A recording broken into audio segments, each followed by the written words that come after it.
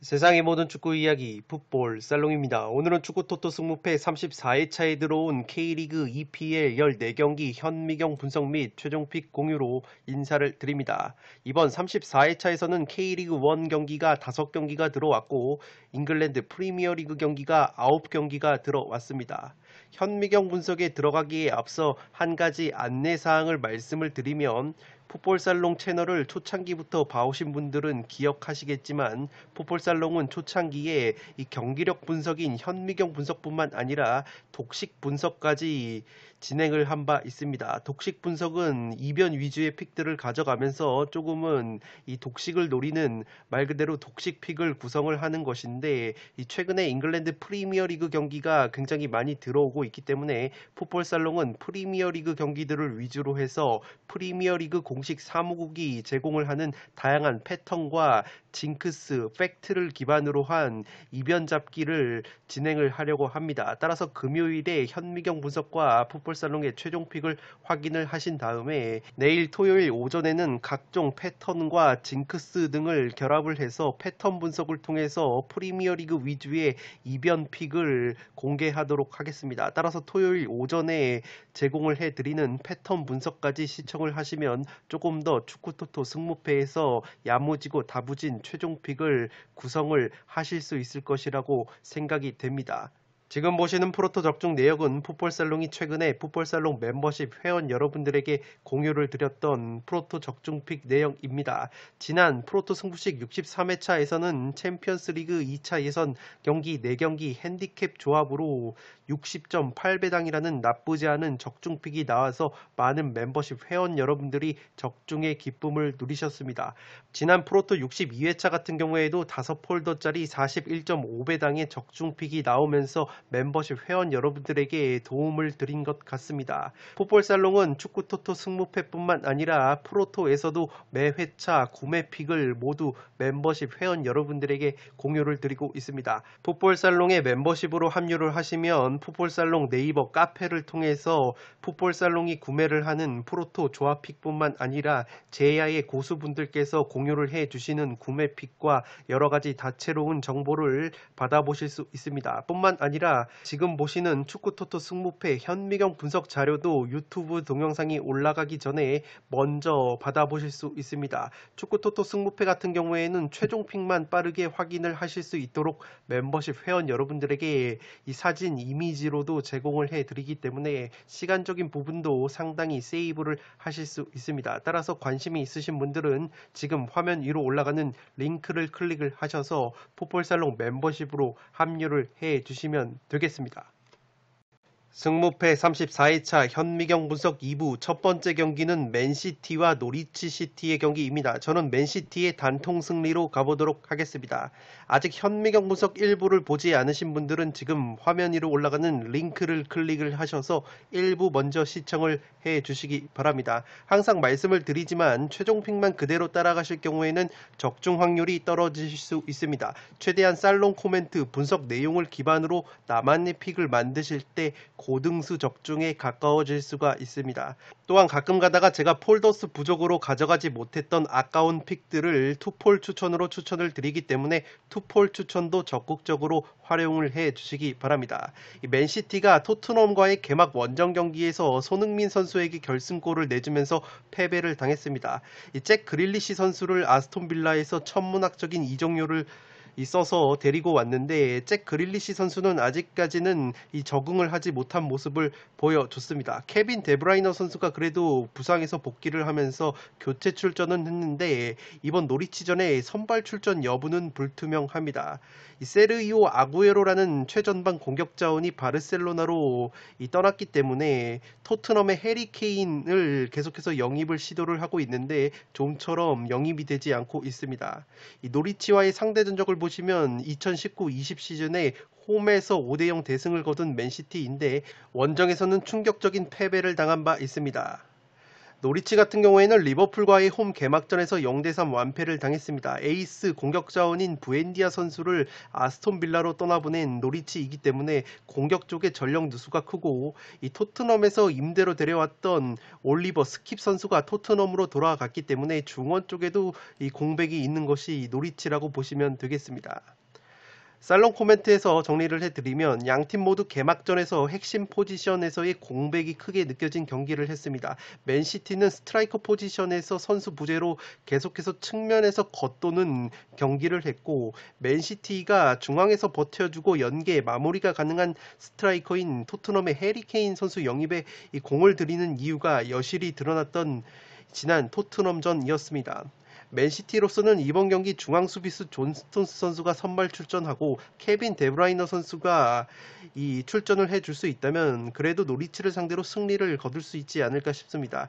노리치의 경우에는 핵심 공격 자원인 부엔디아 선수의 공백이 컸던 경기입니다. 경기 초반에는 리버풀의 수비 뒷공간을 공격수 푸키 선수가 몇 차례 침투를 하면서 위협을 보여줬는데, 이 리버풀의 벽을 넘기에는 버거웠던 경기입니다. 이 경기는 맨시티가 직전 경기 최악의 수비력을 보여줬던 왼쪽 측면 수비수인 맨디 대신에 진첸코 선수를 투입을 하고 중앙 수비수 스톤스 선수까지 돌아올 수만 있다면 수비를 탄탄히 가져가면서 홈팬들 앞에서 승리까지는 가능한 경기로 보여집니다. 따라서 8번 경기는 맨시티의 단통 승리로 가보도록 하겠습니다. 9번 경기는 브라이튼과 왓포드의 경기인데 승무 투폴로 가보도록 하겠습니다. 브라이튼이 번리와의 개막 원정 경기에서 2대1 짜릿한 역전승을 거뒀습니다. 지난 시즌 홈과 원정을 비교해봤을 때 홈에서는 4승 9무 6패로 무승부가 굉장히 많았던 브라이튼이고, 이 부상 및 결장 예상 자원으로는 공격수 코놀리 선수가 최근에 개인 사유로 불투명합니다. 핵심 오른쪽 윙백인 램프티 선수가 장기 부상 중에 있고, 베테랑 공격수 웰백 선수 역시 이 특유의 유리몸답게 부상으로 이탈을 해 있습니다. 와포드와의 상대 전적을 보시면 최근에 2승 3무 1패로 이 무승부가 조금 많으면서 우위를 근소하게 거두고 있는 브라이튼입니다.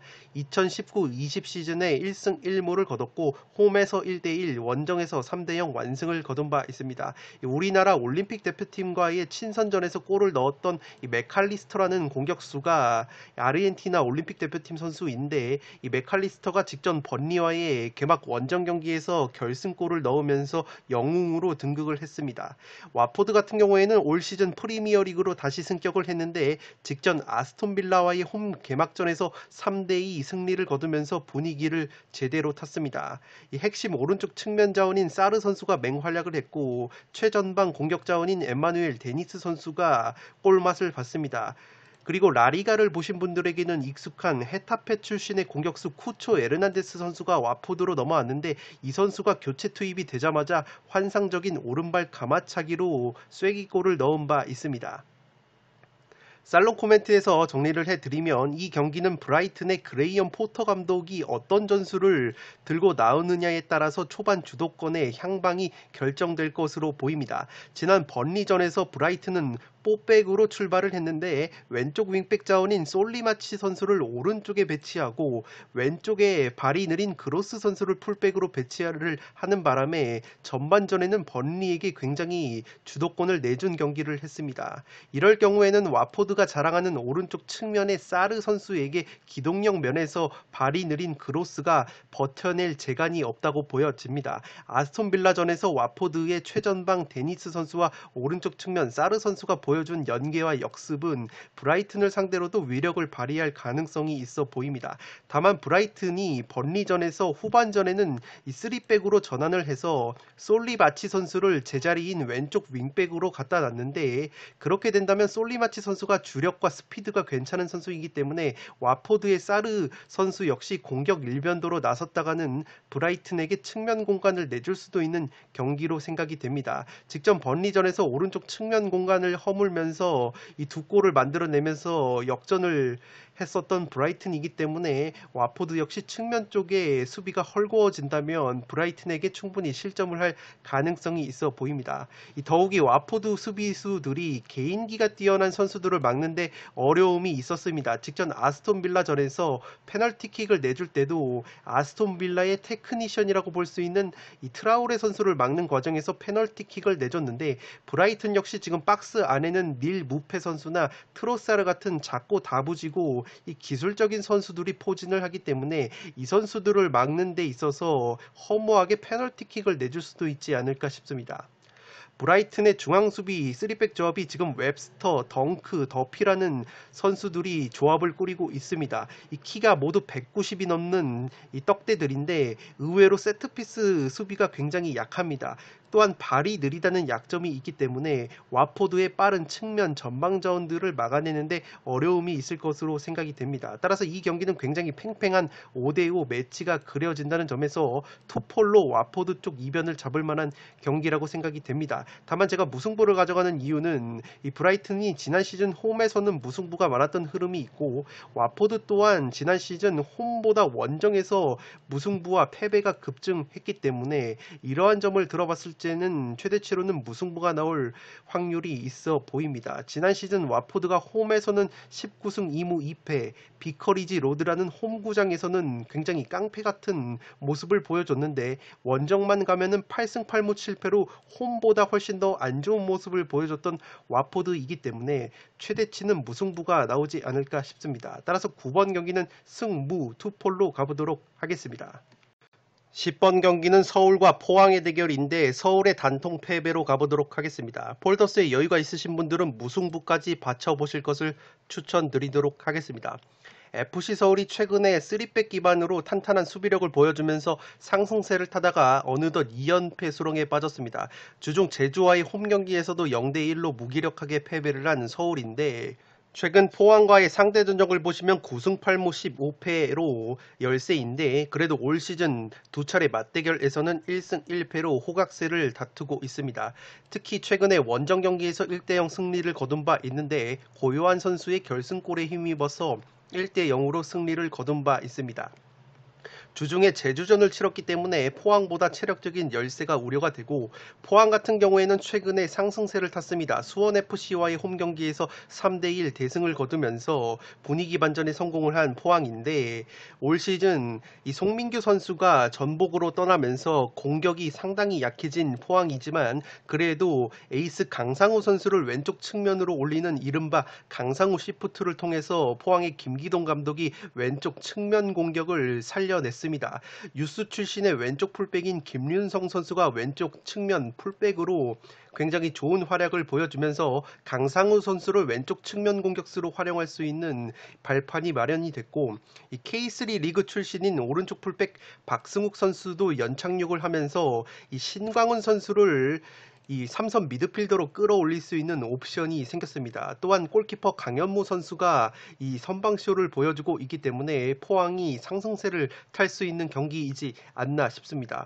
무엇보다 부상에서 돌아온 임상엽 선수가 직전 수원FC전에서 2골이나 넣어주면서 또다시 부활의 신호탄을 쏘아 올렸고, 용병 크베시치와 팔라시오스가 부상 복귀 이후에 점점 컨디션을 끌어올리는 것도 포항 쪽으로 조금은 기우는 요소이지 않나 싶습니다. 살롱 코멘트에서 정리를 해드리면, 이 경기는 이른바 강상우 시프트로 공격 활로가 뚫린 포항이 부상에서 돌아온 임상엽과 더불어서 공격에서 근소한 우위를 가져갈 것으로 생각이 됩니다. 포항이 최근 고민이었던 것이 최전방 타쉬 선수의 골 결정력 부재였는데, 왼쪽 풀백의 김윤성, 오른쪽 풀백의 박승욱이 자리를 하면서 강상우를 왼쪽 측면으로, 신광훈을 삼선 미드필더로 전진 배치할 수 있는 유연성이 생겼습니다. 따라서 송민규 이정으로 죽었던 왼쪽 측면 공격이 살아난 포항이고, 최근 부상에서 복귀한 크베시치, 팔라시오스, 용병자원들의 경기력이 점점 끌어올리는 모양새이기 때문에 충분히 화력적으로도 서울을 상대로 한 골 정도는 넣어줄 수 있지 않을까 싶습니다.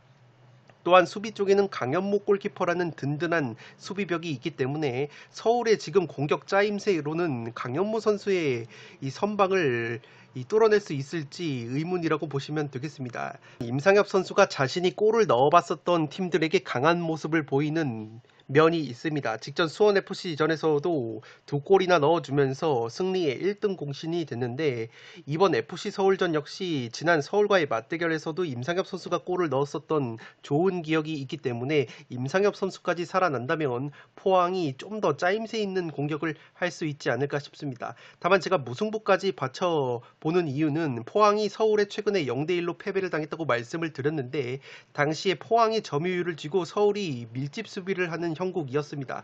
최근에 포항은 이 자신들이 점유율을 많이 가져가면서 수비적으로 내려앉은 팀을 상대로 했을 때는 좀처럼 뚫어내지 못하는 공격력을 보여주고 있기 때문에 서울이 또다시 3백 수비를 바탕으로 내려앉는다면 의외로 수비벽을 뚫는데 어려움이 있을 것으로 보입니다. 서울이 직전 포항전 1대0 승리를 거뒀을 때도 포항이 강상우를 공격적으로 활용을 했음에도 불구하고 서울의 3백 수비를 포항이 뚫어내지 못했던 것을 고려를 한다면 의외로 이번 경기 역시 포항이 지공 상황에서 서울의 3백 수비를 뚫는데 애를 먹을 수도 있지 않을까 싶습니다. 다만 그래도 제가 포항 쪽을 좀 더 노리는 이유는 이 직전 맞대결에서 서울이 승리를 거둘 수 있었던 원동력은 미드필더 백상훈과 고요한의 왕성한 활동량 덕분이었는데 이 백상훈과 고요한 선수가 최근에 연이어서 경기 출전을 하면서 체력적인 누수가 있을 것으로 보입니다. 따라서 직전 맞대결에서 보여줬던 수준의 왕성한 활동량을 보여줄 수 있을지 의문이고 그렇게 된다면 포항의 중원 조합인 신광훈과 신진호 선수가 중원 쪽에서도 결코 밀리지 않는 경기를 할 수 있지 않을까 싶습니다. 서울이 박진섭 감독 체제 하에서 공격 전술의 디테일이 부족하기 때문에 최근 절정의 선방 능력을 보여주고 있는 강현목 골키퍼를 뚫기에는 어려움이 있을 것으로 보이고 따라서 폴더스의 여유가 있으신 분들은 저득점 무승부까지 받쳐보실 것을 추천드리면서 저는 서울의 단통 패배로 가보도록 하겠습니다. 11번 경기는 울산과 수원 삼성의 경기인데 승무 투폴로 가면서 이변을 노려보도록 하겠습니다. 울산 같은 경우가 제주 원정에서 2대2 무승부를 거두면서 이 상승세가 한풀 꺾인 모습입니다. 확실히 홈에서 7승 3무 1패로 원정에서의 5승 5무 2패보다 훨씬 더 좋은 모습을 보여주는 울산이기 때문에 최근 마탱이가 간 수원 삼성을 상대로도 승리 가능성이 좀 더 높아 보입니다. 다만 제가 무승부를 가져가는 이유는 올 시즌 울산이 수원 삼성만 만나면 약했습니다. 1무 1패로 승리가 없었던 매치업이고 특히 홈에서 1대1 무승부, 원정에서 0대3 완패를 당한 바 있는 울산이기 때문에 반드시 수원 삼성을 상대로 서력에 나서야 하는 울산이라고 보시면 되겠습니다. 울산이 후반 막판에 골을 많이 넣는 경향이 있는데 반대로 수원 삼성은 최근에 후반 막판에 수비 집중력이 떨어지면서 많은 실점을 하고 있습니다. 실제 통계를 보시면 올 시즌 38골을 넣은 울산이 수원의 취약 시간대라고 볼 수 있는 후반 70분 이후에 무려 14골이나 몰아 넣고 있기 때문에 울산은 이 전반전을 선제골을 넣거나 이 동점으로 끝낸 다음에 후반전에 이동준이나 이청용 같은 이 다부지고 야무진 공격 자원들이 교체 투입이 되는 후반전부터 승부를 본다면 충분히 승리까지 가져갈 수 있는 경기이지 않나 싶습니다. 올 시즌 최다 연속 무승부가 2연무인데 직전 제주와의 경기에서 2대2 무승부를 거두면서 이번에 수원 삼성 전에서 무승부가 나온다면 최대 2연무와 타이를 이루게 됩니다. 수원 같은 경우에는 최근 FA컵을 포함해서 6경기 1무 5패 하락세에 빠졌습니다. 성남과의 홈경기에서도 1대2 패배를 당하면서 이 하락세에 빠진 수원이고 이 홈과 원정을 비교해봤을 땐 그래도 원정에서 성적, 공격력, 수비력이 근소하게 상승이 된다는 점이 있습니다. 이 FA컵 포함해서 6경기 3골 11실점이라는 이 수비까지 흔들리고 있는 수원이고 무실점 경기가 단 한 차례밖에 없었기 때문에 이 울산의 물오른 공격력을 막아낼 수 있을지 의문이라고 보시면 되겠습니다. 양쪽 윙백 이기재와 김태환 선수가 컨디션 난조를 보이고 있고 중앙 미드필더 한석종 선수 역시 컨디션이 많이 떨어져 있습니다. 무엇보다도 주포 공격 자원인 김건희 선수의 부상 공백이 너무나도 크게 느껴지고 있기 때문에 권창훈 선수가 고군분투를 하고 있지만 아직까지 팀에 녹아들지 못하고 있고 니콜라오 제리치는 여전히 기대 이하의 모습을 보여주고는 있는데 그래도 니콜라오 선수가 성남전에서 리그 첫 골을 신고를 한 것은 울산전을 앞두고 고무적이라고 할 수 있겠습니다. 최근 후반 수비 집중력이 아쉽다고 말씀을 드렸는데 11골 중에서 5골이 후반 35분 이후에 실점을 하고 있는 수원이기 때문에 울산의 막판 후반 공세를 막아낼 수 있을지 의문입니다. 살롱 코멘트에서 정리를 해드리면 이 경기는 후반전이 승부처가 될 것으로 생각이 됩니다. 최근 수원이 후반 막판에 수비 집중력이 떨어지면서 실점이 늘어나고 있고 실제 종료 직전 10분 전에 가장 많은 실점을 기록을 하고 있습니다. 울산 같은 경우에는 원체 백업 자원이 탄탄한 팀이고 후반전에 이동준, 이청용 같은 공격 자원이 대거 투입이 되는 시점에서 많은 골을 넣고 있기 때문에 이 수원이 후반에 수비 집중력을 유지하지 못한다면 대량 실점까지도 할 수 있지 않을까 싶습니다. 이 반면에 수원은 백업 자원이 마땅치 않기 때문에 주전 자원들의 체력이 소진이 되는 후반 막판이 약점이라고 보시면 되겠습니다. 따라서 울산이 전반전에 실점을 하지 않거나 선제골을 넣은다면 후반에 추가골까지 넣으면서 승리를 하는 그림이 그려집니다. 다만 최근 울산의 중앙 수비 조합인 김기희와 불투이스, 특히 불투이스 선수가 경기력이 좋지 못하기 때문에 최대치로 무승부까지 노릴 수 있지 않을까 싶습니다.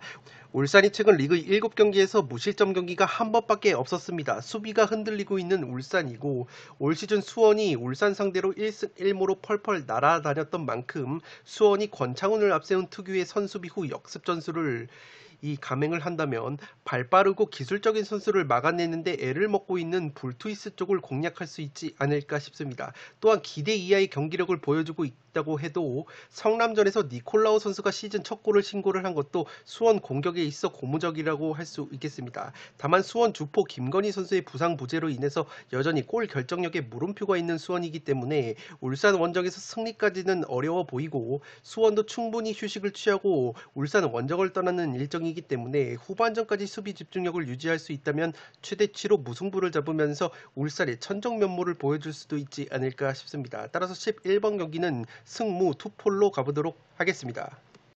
12번 경기는 사우스햄튼과 맨체스터 유나이티드의 경기인데 사우스햄튼의 단통 패배로 가보도록 하겠습니다. 사우스햄튼이 직전 에버튼 원정에서 1대3 역전패를 당했습니다. 이 영입생 암스트롱 선수가 데뷔골을 터뜨리면서 분위기가 초반에는 좋았는데 이 내리 3골을 내주면서 역전패를 당한 사우스햄튼입니다. 그나마 홈구장인 세인트 메리지 스타디움에서 지난 시즌 8승 3무 8패로 원정에서의 4승 3무 11패보다 확실히 홈에서 더 좋은 경기력을 보여주는 사우스햄튼이기 때문에 홈에서 홈팬들의 열렬한 응원을 등에 업고 맨유라는 강팀을 상대로 좋은 경기를 보여줄 것으로 생각이 됩니다.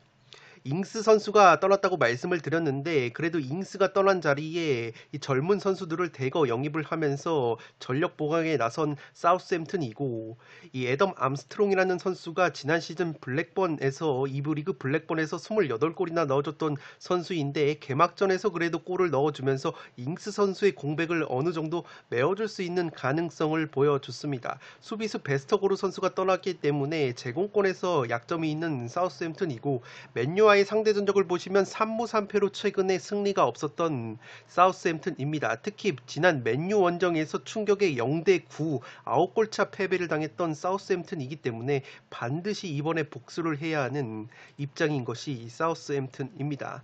맨유 같은 경우에는 직전 리즈 유나이티드와의 홈 경기에서 5대1 완승을 거두면서 이 팬들의 기대감을 한껏 높였습니다. 이 주요 영입 자원으로는 제이든 산초라는 측면 자원과 중앙 수비수 라파엘 바란 선수를 영입을 하면서 취약 포지션에서 영입이 잘 이루어졌다는 평가가 있습니다. 다만 공격수 레시포드 선수가 부상 중에 있고 이 베테랑 공격수 까바니 선수는 컨디션 문제로 출전이 불투명하기 때문에 골 결정력에 있어서 문제가 있을 수 있는 맨유입니다. 맨유가 프리미어리그 원정 26경기 무패 중이라는 점도 지난 시즌 원정에서 12승 7무 0패 극강의 모습을 보여줬던 맨유이기 때문에 제 아무리 사우스햄튼이 홈에서 강한 면모가 있다고 하더라도 맨유의 원정 성적을 뛰어넘기에는 버겁지 않을까 싶습니다. 살롱 코멘트에서 정리를 해드리면 이 경기는 맨유가 구조적으로 유리한 경기를 할 것으로 생각이 됩니다. 사우스햄튼은 기본적으로 전방 압박 기조가 있는 팀이고 특히 홈 경기에서는 그 강도가 올라가는 면이 있습니다. 사우스햄튼의 하센휘틀 감독이 지난 시즌 맨유에게 충격적인 0대9 9골차 패배를 당한 것과 직전 맨유가 개막전에서 리즈 유나이티드의 수비 뒷공간을 어떻게 탈탈 털어먹었는지를 관찰을 했다면 의도적으로 사우스햄튼이 수비 라인을 조금 내릴 수는 있을 것으로 생각이 됩니다. 그러나 사우스햄튼은 직전 에버튼전에서 측면 수비에 굉장한 허점을 드러냈습니다. 중앙 수비수 베스터고르가 레스터 시티로 이적을 한 상황에서 세트피스 제공권 등에도 약점을 보였는데 맨유가 제이든 산초 영입으로 측면 공격이 한층 더 강해진 부분이 있고 제공권 역시 세트피스 상황에서 수비수 메가이어와 영입생 바란 선수가 굉장히 제공권이 좋은 중앙 수비수들이기 때문에 제공권 면에서도 맨유가 웃을 수 있지 않을까 싶습니다. 만약에 사우스햄튼이 전방 압박 기조를 유지를 한다면 맨유가 지난 리즈전에서 보여줬던 포그바를 필두로 한 효율적인 롱볼 역습 한 방에 이 사우스햄튼의 수비 뒷공간을 탈탈 털어먹을 수 있지 않을까 싶습니다. 지난 시즌부터 원정에서 무패를 달리고 있는 맨유이고 반대로 사우스햄튼은 홈에서 무승부가 단 3차례밖에 없었던 빠꾸 없는 경기 운영을 했던 만큼 무승부도 힘들어 보이는 매치이지 않나 싶습니다. 따라서 12번 경기는 사우스햄튼의 단통 패배로 가보도록 하겠습니다. 13번 경기는 울버햄튼과 토트넘의 경기인데 울버햄튼의 단통 패배로 가보도록 하겠고 폴더스에 여유가 있으신 분들은 무승부까지 받쳐보실 것을 추천드리도록 하겠습니다. 울버햄튼이 직전 레스터시티 원정 개막 경기에서 0대1로 아쉽게 패배를 당했습니다. 후반 막판에 이 동점골을 위해서 몰아쳤는데 운이 없게 골이 들어가지 않으면서 0대1로 석패를 당했습니다. 이 울버햄튼의 전임 감독이었던 누누 감독이 토트넘의 감독으로 부임을 했고 그 누누 감독이 떠난 자리에는 이전에 벤피카를 맡았었던 브루노 라즈라는 감독이 부임을 해서 울버햄튼을 이끌고 있습니다. 원래는 포백 전술을 선호를 하는 감독인데 최근에 부상자 등으로 인해서 3백 전술을 실험 단계로 가동을 하고 있습니다. 공격 과정에서 짧은 패스 빌드업을 추구를 하지만 빌드업에 약점이 있고 수비 시에 수비 뒷공간 침투를 허용을 한다는 점에서 손흥민 선수와 모우라 그리고 베르바인 같이 빠른 전방 공격 자원들을 앞세운 토트넘의 역습에 심각하게 노출이 될 가능성이 있어 보입니다. 핵심 스트라이커 라울 히메네즈 선수가 머리 부상을 당한 이후에 복귀를 했고 핵심 측면 자원인 아다마 트레오레 선수가 이적설이 제기가 됐지만 잔류를 하는 쪽으로 가닥을 잡는 것 같습니다. 토트넘과의 상대 전적을 보시면 지난 시즌 1무 1패로 열세였고 최근 홈 경기에서도 1무 2패로 승리가 없었던 울버햄튼입니다. 토트넘 같은 경우에는 직전 맨시티와의 홈 개막전에서 1대0 승리를 거뒀습니다. 손흥민 선수의 기가 막힌 왼발 가마차기가 결승골이 되면서 승리를 거뒀는데 오늘 새벽에 펼쳐졌던 유로파 컨퍼런스 리그 첫 경기에서는 이 손흥민을 비롯한 주전 자원들을 대거 빼고 2군 멤버를 가동을 해서 포르투갈 원정을 떠났는데 그 경기에서는 0대1로 패배를 당하면서 개막전 승리의 상승세는 한풀 꺾였습니다. 살롱 코멘트에서 정리를 해드리면 이 경기는 3대3대2의 배당이 나오고 있기 때문에 이변을 노리시는 분들이 굉장히 많을 것으로 보이지만 이 경기력적인 부분이나 전술적인 측면에서 토트넘 쪽이 좀 더 유리한 경기를 할 수 있을 것으로 보입니다. 우선 울버햄튼의 새로운 감독인 이 브루노 라즈 감독이 기본적으로 뽀백을 선호를 하지만 수비진의 부상과 앞선 공격 자원들의 부상으로 인해서 현재 3백을 실험 가동 중에 있습니다. 현재 부상을 당하지 않은 킬먼과 사이스라는 수비수들이 3백 수비를 꾸리고 있는데 이 발이 느린 편이고 특히 사이스라는 수비수는 앞으로 튀어나가는 수비를 하면서 공은 뺏지 못하고 허무하게 공간을 내주거나 파울을 범하는 이 무지성 수비로 굉장히 유명합니다. 그렇기 때문에 뒷공간 침투에 일가견이 있는 손흥민의 빠른 스피드를 막아냈는데 울버햄튼 수비수들이 굉장히 애를 먹을 수 있지 않을까 싶습니다. 이 토트넘의 새로운 감독 누누 감독이 다름 아닌 울버햄튼의 감독이었다는 점에서 그 누구보다 울버햄튼 선수들의 성향과 공략법을 잘 파악하고 있는 점도 토트넘 쪽으로 기우는 요소라고 보여집니다. 울버햄튼은 누누 감독 시절에 오른쪽 측면에서 활약을 하던 이 아다마 트라오레라는 굉장히 저돌적인 측면 자원을 이 라즈 감독이 부임을 해서는 트라오레를 왼쪽에 배치를 해가지고 보다 적극적으로 공격을 주문을 하고 있다고 합니다. 특히 왼쪽에 배치 페널티가 되면은 오른발잡이인 트라우레 선수가 이 안쪽으로 접어 들어오면서 슈팅까지 가져가는 이 마무리까지 요구를 하고 있는 트라우레이기 때문에, 근데 이 트라우레 선수가 직선적으로 치고 달리는 돌파는 굉장히 저돌적으로 좋은데 이 마무리 능력이 상당히 좋지가 못합니다. 특히 직전 레스터 시티전에서도 1대1 찬스에서 허무하게 오른발 인프런트 슈팅을 때렸다가 골대를 벗어나는 마무리를 보여줬기 때문에 이 아다마 트라우레가 마무리까지 신경을 써야 하는 상황 속에서 라울 히메네즈까지 최근에 부상 이후에 제 컨디션이 아니기 때문에 울버햄튼이 토트넘의 수비진을 상대로 득점을 하기에는 굉장히 어려운 경기이지 않나 싶습니다. 또한 아다마 트라우레가 돌파가 좋다고 말씀을 드렸는데 직전 맨시티전에서 이 토트넘의 오른쪽 측면 수비수인 탕강가 선수가 굉장히 좋은 스피드와 피지컬 능력을 바탕으로 해서 맨시티의 측면 공격을 봉쇄한 부분이 있기 때문에 탕강가 선수가 버티고 있는 측면을 뚫어내는데도 그렇게까지 녹록지는 않을 것으로 보입니다. 따라서 이 경기는 구조적으로 토트넘이 이 발이 느린 울버햄튼 3백 수비를 손흥민을 필두로 한 효율적인 역습을 통해서 공략을 하면서 이 승리를 가져가는 그림을 그려보도록 하겠고, 폴더스의 여유가 있으시다면 그래도 무승부까지는 받쳐볼 만한 경기이지 않나 싶습니다. 승무패 34회차 현미경 분석 2부 마지막 경기는 아스날과 첼시의 런던 더비인데 아스날의 단통 패배로 가보도록 하겠습니다. 아스날이 직전 브렌트포드와의 개막전에서 0대2 충격적인 패배를 당했습니다. 아스날이 주포 공격 자원인 라카제트와 오바메양 선수가 코로나19 여파로 인해서 첼시전 출전이 불투명합니다. 특히 라카제트 선수는 거의 출전이 불가능할 것으로 보이고 오바메양 선수 같은 경우에는 몸 상태를 체크해 봐서 출전이 가능할 수도 가능하지 못할 수도 있을 것으로 보입니다. 미드필더인 토마스 파티 역시 부상 중에 있고 중앙 수비수 마갈량이스 선수가 부상으로 빠져 있기 때문에 공수에 걸쳐서 전력 누수가 심한 것이 아스날이라고 보시면 되겠습니다. 주요 영입 자원으로는 수비수 벤 화이트와 레알 마드리드의 플레이메이커 웨데고르 선수가 영입이 임박을 한 상황입니다.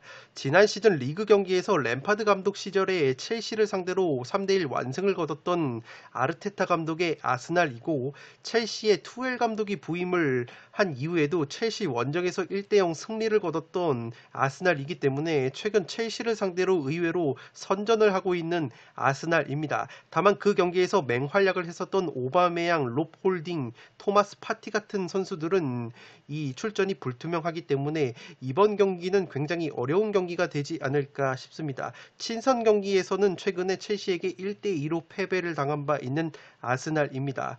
첼시 같은 경우에는 크리스탈 팰리스를 깔끔하게 3대0 완승으로 잡아내면서 개막전 스타트를 아주 좋게 끊었습니다. 특히 주요 영입 자원으로는 인터밀란의 공격수 루카쿠 선수를 데리고 왔기 때문에 이 마지막 퍼즐까지 맞췄다는 평가가 있습니다. 최전방에 루카쿠 선수가 합류를 하면서 첼시 공격진에서 부족했던 포스트 플레이가 가능해졌다는 점이 있고, 최근 부상으로 나서지 못했던 수비형 미드필더 캉테 선수가 복귀 가능성이 상당히 높다고 합니다.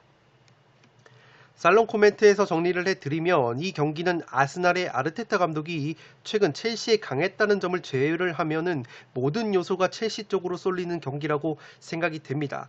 우선 아스날이 직전 브렌트포드전에서 수비진의 제공권에 상당한 약점을 드러냈는데 첼시가 인터밀란에서 루카쿠까지 영입을 한 상황이기 때문에 최전방에서 루카쿠가 보여주는 포스트 플레이를 감당하기에는 굉장히 버거운 매치라고 생각이 됩니다. 아스날이 영입 시장에서 야심차게 브라이튼의 수비수 벤 화이트를 천문학적인 이적료를 주고 데리고 왔는데 이 아르테타 감독이 벤 화이트 선수를 오른쪽 풀백이나 3백 수비의 오른쪽 스토퍼로 기용을 하는 것이 아니라 중앙 쪽에 자꾸 배치를 함으로써 벤 화이트의 장점이 사라졌다는 평가가 있습니다. 이 벤 화이트라는 수비수의 장점은 뭐냐면 패스가 장점이고 드리블을 통한 전진 능력이 상당히 좋은 평가가 있는데 이 벤 화이트의 장점을 살리기는커녕 중앙에 배치를 함으로써 약점인 제공권이 부각이 되고 있습니다. 벤 화이트가 패스나 이 전진 드리블은 좋은데 제공권이 상당히 약하기 때문에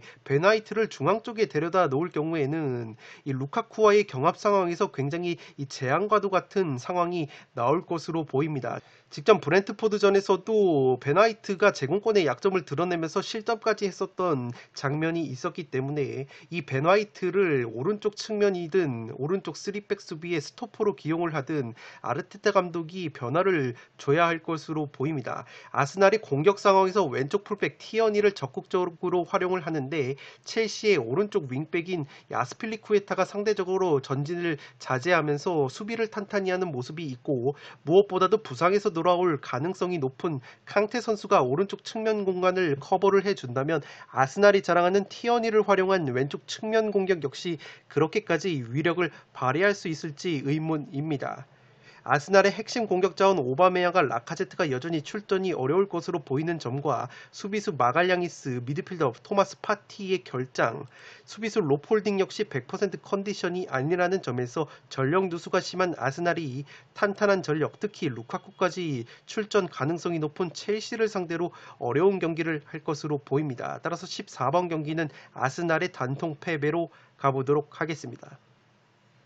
네, 이것으로 승부패 34회차 현미경 분석을 모두 마치도록 하겠습니다. 저는 내일 토요일에 프리미어리그 경기들 위주로 패턴과 징크스를 바탕으로 한 이변픽 분석으로 돌아올 것을 약속드리면서 이만 물러가 보도록 하겠습니다.